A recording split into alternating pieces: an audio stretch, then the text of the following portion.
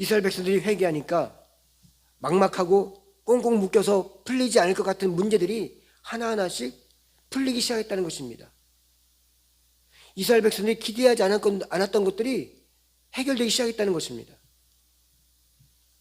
이처럼 하나님께 잘못을 회개하고 하나님께 회개 무릎을 꿇으니까 우리가 할 수 없는, 우리가 하지 못할 것을 해결이 되더라는 것입니다. 회개의 준영이 무엇입니까? 죄의 문제입니다. 이 죄는 우리를 아무것도 할 수 없게 만들고 아무것도 하지 못하게 만듭니다. 다시 말해서 죄의 문제는 우리가 해결할 수 있는 문제라는, 해결할 수 없는 문제라는 것입니다. 이 죄의 문제를 해결하겠다고 많은 사람들은 수양을 닦습니다. 아무도 없는 동굴에 들어가서, 사람이 없는 숲속에 들어가서 뭐 돌을 닦는다고도 하고 수양을 한다고도 하고 뭐 선한 일 많이 베풀어 가지고 업을 산다고도 하고 남대로 그 죄의 문제, 죄로 받은 상처의 문제 해결하겠다고 이 모양 저 모양으로 많은 종교들이 방법을 찾아보지만 그건 다 그때뿐 해결된 죄의 문제가 해결되는 것이 아니라는 것이죠. 죄라는 것은 성경에서 분명히 말하고 있습니다. 십자가 앞에 내 마음과 양심을 다 터놓고 나의 속에 깊은 속마음까지 다 주 앞에 터놓고 우리의 모든 걸 다 주 앞에 벌려놓았을 때, 벌려놓고 주 앞에 용서를 구하고 죄를 구하고 내 죄를 인정하고 나갈 때 하나님께서 예수 십자가의 보혈로 그 죄를 씻어준다는 것입니다. 예수의 십자가의 은혜 아니면 그 죄가 해결될 길이 없다는 것입니다. 그런데 회개를 통해서 이 죄의 문제가 해결되면 어떤 일이 일어나는가? 많은 일이 일어난다는 것입니다. 우리는 회개를 단순히 자신의 잘못을 하나님께 고하고 용서를 구하는 것으로만 알고 있습니다. 그러나 회개는 그렇게 단순하고 간단한 개념이 아닙니다. 회개를 깊이 체험해 보면 영적으로 매우 핵심적이고 중요한 능력들을 가지고 있다는 것을 알게 됩니다. 이 말은 회개는 하나님이 기뻐하시는, 첫 번째로 기뻐하시는 거룩한 행위라는 것입니다.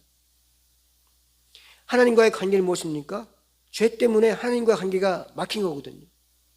회개는 하나님과 관계를 해결해 보겠다고 하는 우리의, 하나님께서 우리의 어떤 이런 이 모양 저 모양의 일을 통해서 회개할 수 있도록 그런 상황들을 만드시는 것입니다.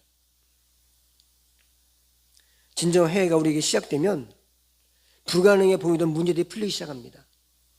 불가능해 보이는 문제들이 뭡니까? 눈에 보이는 그 문제를 일단 떠나서 첫 번째 영적인 문제입니다. 하나님과의 관계의 문제가, 소통의 문제가 해결되는 것입니다. 이 모든 문제의 시작은 하나님과의 소통의 문제, 관계의 문제에서 비롯되는 것입니다. 이스라엘 백성들이 미스바에 모여서 하나님 앞에 회개하고 자신의 행위를 돌이키니까 하나님과의 관계가 회복됐다는 것입니다. 그들의 가장 큰 문제이면서 큰 위협이었던 블레셋으로부터 비롯된 문제들이 미스바 회개 운동 이후로 해결되었다는 것입니다. 이 회개는 하나님과의 관계 회복뿐만 아니라 하나님을 기쁘게 하시는 것임을 알게 됩니다. 그래서 하나님을 기쁘게 하면 어떤 일이 일어나는가? 잠언 16장 7절 말씀에 그렇게 기록하고 있습니다. 사람의 행위가 여호와를 기쁘시게 하면 그 사람의 원수라도 그와 더불어 화목하게 하시느니라. 이스라엘이 미스바 회개운동 이후에 자신들과 불편했던 관계였던 아모리 족속과 어떻게 됩니까? 평화가 되었다는 이유가 여기 있는 것입니다. 그들은 아모리 족속과 뭐 평화할 이유도 없고 불편한 관계로만 계속 있었습니다. 그런데 그들은 의도도 하지 않았는데 하나님과 관계가 회복되니까 그 아모리 족속과도 평화롭게 지내가 됐다는 것입니다.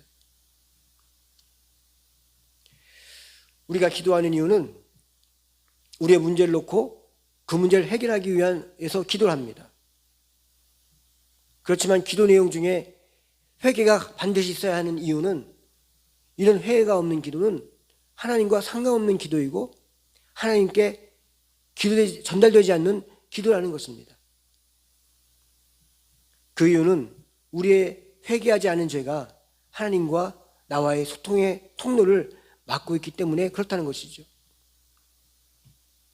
이렇게 회개만 잘해도 우리가 구하지 않고 바라지 않은 것까지 하나님께서는 그 회개를 통해서 다 아시고 해결해 주신다는 것입니다. 우리가 응답받는 기도는 우리가 기도를 유창하게 잘해서 응답받는 것이 아닙니다. 하나님과 우리의 문제와 우리의 어려움을 우리가 고하지 않아도 하나님은 그 이미 벌써 다 알고 계시다는 것입니다.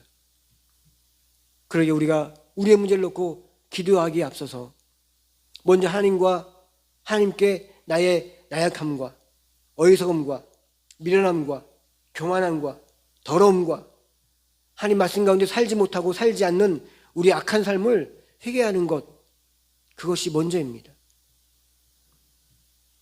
그런데 안타깝게도 우리가 무언가를 잃어버리고 놓쳐버리고 실패해버리고 빼앗겨버리고 망해버려야 우리는 그제서야 비로소 하나님께 회개한다고 무릎을 꿇는다는 것입니다.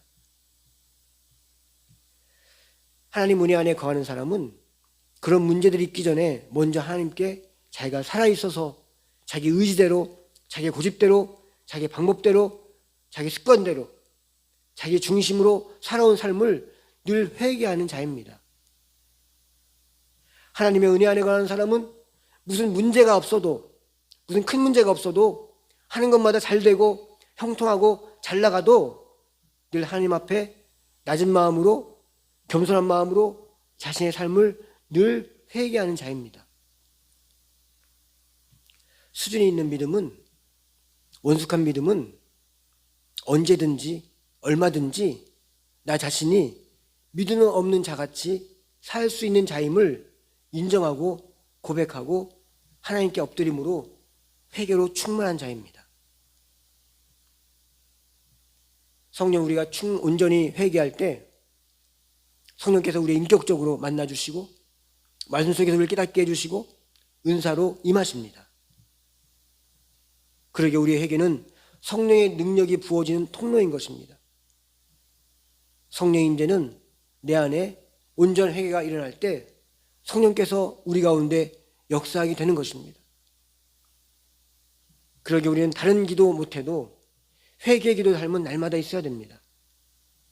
이것이 나를 하나님과의 관계를 깊이 있게 이끌고 나를 풍성한 영성과 영적 성숙으로 이끕니다.